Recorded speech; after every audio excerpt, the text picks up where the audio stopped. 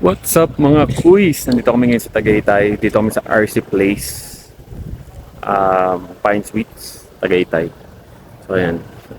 Ganda ng pinag-check-in na namin dito. Ayan. Nakita. Oh, teka. At syempre kasama ko ang aking baby at ang aking nanay at ang aking ate. So, mamamasyal muna kami. Sama ko kay mamaya. Let's go. So ayun na nga mga kuys, no? So nandito nga pala kami sa RC Place. Yan, dito sa Tagaytay. Maganda yung napag-check-in na namin kasi pwede kang magluto dun sa loob. And then good for 4 na siya. Merong sofa bed. Tapos pwede rin kayo mag-swimming. May bayad nga lang na 150 per head. Yan, dito yan sa Pine Suites Tagaytay, RC Place.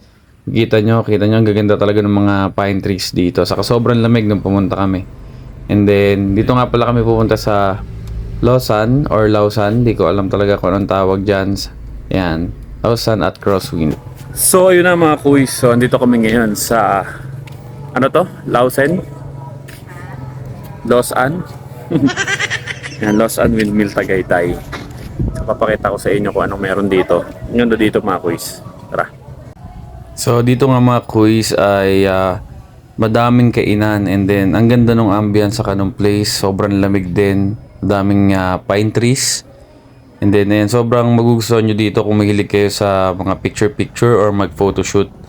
Tingin ko dito yung pinaka the best kasi ang ganda talaga ng view. Kaya sa mga gustong pumunta dyan, dito lang yan sa Lost and Crosswinds Tagaytay. Ayan, may mga windmill din sila na maliliit. Plus ayan, nag-ikot-ikot muna kami bago kami kumain or mag-snacks. So yan, moment muna ang ating bebekes. Napakaganda talaga na view dito. Madali lang puntahan. Dear Joe, Tagaytay na lang yung i-waste nyo. Kasi yung Lausan or Lausan is hindi siya na-waste Iba yung lumalabas. Kaya itry nyo na din dito. Try nyo rin mag-picture, mag-vlog or kung anong gusto nyo gawin. Kasi ito nga pala yung Dear Joe, kita nyo, napakaganda rin ng ambience. Ang sasarap din ng food nila dito. Plus meron silang mga fruit shakes, fresh fruit shakes. Ayan. So ito yung kainan dito, tapos meron sa kabila. Pero dito namin napili kasi nagustuhan namin yung ambience. Sobrang solid ng pasyalan dito. So what's up mga kuy? So after namin dun sa windmill, Lausan ba yun? Lausan. So lumipat naman kami dito sa Pamanat Chocolateria para dito kami kumain kasi doon nag-snacks lang kami. Like coffee at saka yung parang spinach roll.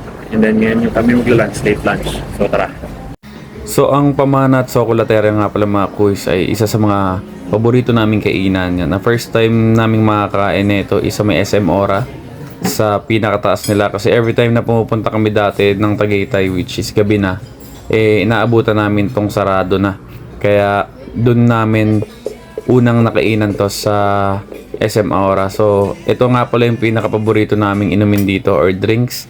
Ang tawag dyan ay chocolate meron yan chocolate ito chocolate kasi ito ay bittersweet, so malalasahan mo talaga yung tableya or yung cocoa na tinunaw. Napakasarap niyan mga kuys. So sa mga nakatikim na dyan, i-comment nyo naman kung nagustuhan nyo rin to. At sa mga hindi pa, itry nyo to pag kumain kayo ng chocolateria. Tapos ito nga pala yung mga in-order namin. Ayan, laing with the lechon, kawali, plus pusit. And then, ano ba to? Lechon belly. Ayan, so ayan yung food namin. Ang sasarap na mga food namin dito mga kuys.